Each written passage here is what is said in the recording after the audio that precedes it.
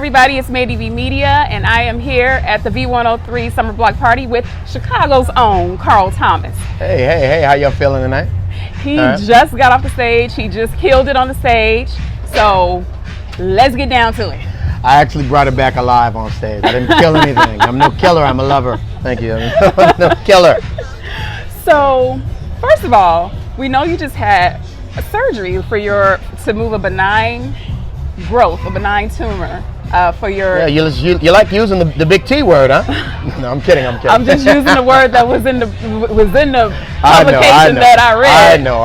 But from what I read, also, it was supposed to be, you're supposed to have 2 weeks rest, and it hasn't been 2 weeks. Yeah, actually, it has been 2 weeks, but my doctor actually encouraged me to do a lot of things that I actually haven't been doing, like, making sure that, I walk every day and making sure that, I'm currently in speech therapy right now, trying to learn how to, use certain muscles in my mouth and things like that, and trying to, work the jaw again and things of that nature. And I just really don't have any feeling here, but anything else, but thanks be to God, there's so many things that could have went left.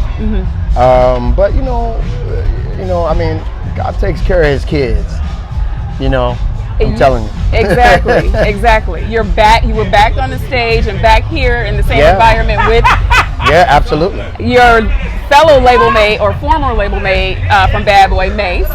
Well, I mean, our situation is, we're all still very much family, and we make sure that we're, that we always stay somewhat involved in each other's lives. So, it's kind of like once bad boy, always bad boy. Yeah. No matter what label you go to after that, you're still a bad boy artist. Like a fraternity. Sort of like a fraternity. Well, yeah, definitely. Kind of like a fraternity, yeah. I never really lost any camaraderie with my brothers and sisters in the label. I just took a different career path, as they did. I don't know if at all you had a chance to attend the Bad Boy reunion tour. I did. But we made a commitment to come together and do that every 5 years. So it's somewhat happening. You know what I mean? Again, yeah. Absolutely, I was there, and absolutely, I love Bad Boy. What does it feel like when you walk on the stage at home? What are the feelings that are going through, your body, your soul? Well, for me, it's a feeling of familiarity, of comfortable familiarity, such as church or school with your friends, or watching cartoons or kung fu on Saturday afternoon. Y'all don't know nothing about that kung fu on Saturday afternoon. But anyway, it's just a feeling of welcome, a feeling of gratitude. I really appreciate it. I have to mention this because we are home. There's another Chicago R&B artist from here who's in the news. I have to ask you what your thoughts are on that whole situation. I don't know if you guys ever hung out or whatever, yeah, definitely. I assume you're talking about Rob. Let me clarify, I am talking about R. Kelly. Yeah. Yes. Well, first and foremost, I just want to say that I just kind of looked at this a little bit different than everybody else, and I'm praying for everybody involved. And when I say I'm praying for everybody involved, it's not a cliche of any type. I literally, consulted God, you know what I mean? And people like to criticize a lot, but to really point the finger really hard, and this is no disrespect to any victims or anything like that, but for people to point the finger so hard at him, it means they really don't understand the grace of God, and all of those things that he fell a victim to, and subsequently made other people victims. Those things knock on everybody's door. There's no difference between me and R. Kelly, but my choices. the thing that separates us all is the choices that we make. So if you really want to know what the separation between, the line between you and somebody that you criticize or somebody that you talk very negatively about, is the choices that you made. And just because you made better choices, I learned this through trial and error. Just because you made better choices than someone, it gives you no right to go na na na na na. Yeah. You know what I mean? True. The first thing that I thought about was the victims. And the second thing that I thought about was the missed talent. You know what I mean? We're literally talking about one of the greatest R&B songwriters, one of the greatest songwriters of our time. Absolutely. Period. Yeah. You know what absolutely. I mean? Who we won't get a chance to hear write songs anymore or put out songs anymore because of subsequently bad choices. And I really hope that the young people in the business are really looking at this in the manner that they are supposed to, and take this as a reminder to be aware of your choices, be aware of the choices that you are making, and make sure that your choices are partnered with empathy. Okay? Your choices are partnered with empathy, because in order to sometimes make the right choice, you have to put yourself in the other person's shoes. I don't know how many relationships that I messed up being selfish and not concerning myself with what the other person wanted, thus not being there for the same reasons. But life is trial and error. Yeah, but going forward after learning that lesson, I just make sure that I am aware and that me and whoever I'm with, we're together.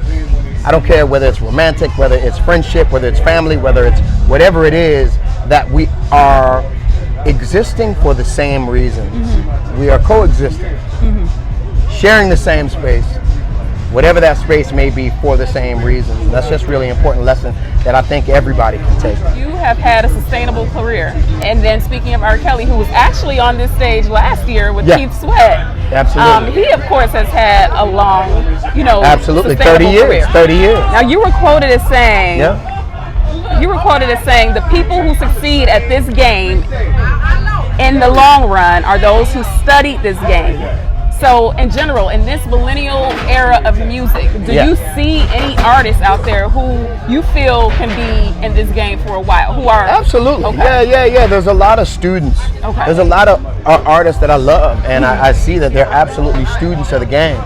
And when I say game, what I really mean is job. That's what I really mean. I mean job. And when you start looking at this like a job, you make better choices and decisions with it. Yeah. Who are examples of oh man, there's a lot of artists. My little brother Chance the Rapper. Great decisions. Great longevity. Chicago. Great decisions. I love her. Yes. Absolutely. Everybody likes to say something about him, but I really like Jacquees. Jacquees is a good friend of mine, and we speak all the time. He's great. And he's a student. How do I know? You ask a lot of questions. There you go. You know what I mean? There are so many artists who, and people tend to give millennials a bad rap, but they're really smart. Really, really smart. You know what I mean? Now, whether or not they apply that, that just takes maturity. But they shouldn't be counted out in any facet. And it's just so easy for people to stand up on a pedestal and forget when they were 18 or forget when they were 19 or when you were 21. Like, come on, you didn't make all the best choices and decisions when you were that age. Right. So why have such a high expectation of people traveling the same path that you did? And we have no right to rain on their parade for any reason, because we kids at NWA and Tupac and Spice One, and they was all talking about laying fools down. and things of that nature. So that's just really important for everybody to just remember.